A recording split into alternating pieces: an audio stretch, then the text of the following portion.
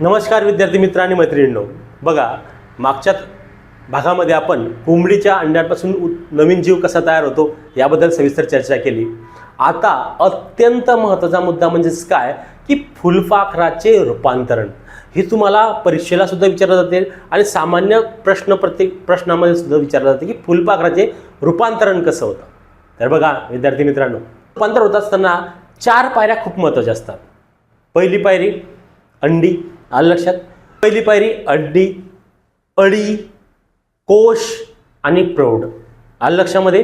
अंडी, अळी, कोश आणि प्रौढ होणे, या 4 ज्या पायऱ्या आहेत, या 4 पायऱ्यांच्या अंतर्गत मध्ये फुलपाखराचे रूपांतरण होत असते। तर बिबड्या कडवा, काय बिबड्या कडवा नावाचं फुलपाखरू आपल्या आसपासमध्ये किंवा आपल्या आजूबाजूला त्याची निर्मिती होत असते। कुठल्या?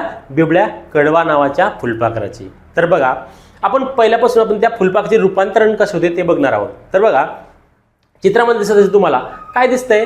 अंडी दिसतंय, आलं लक्षामध्ये, किंवा फुलपाखरू दिसते। त्या फुलपाखराच्या नंतर अळी दिसते बघा, अळी।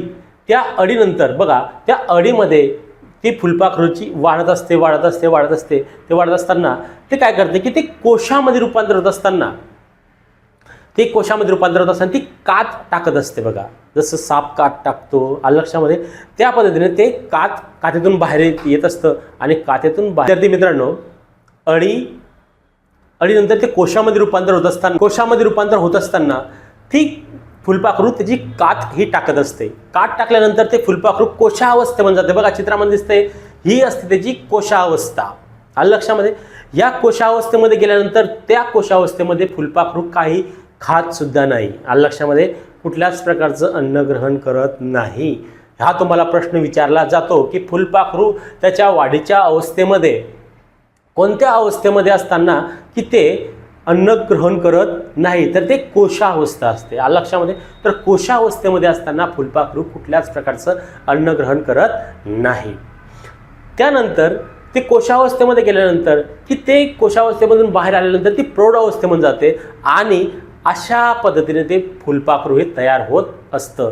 पण तयार झालेल्या फुलपाखराला 6 पाय असतात बघा, दिसतंय चित्रामध्ये, 6 पाय दिलेले असतात, 2 पंख असतात आणि ते पंख सुद्धा रंगबिरंगी असतात आणि आकर्षित असतात, आलं लक्षामध्ये।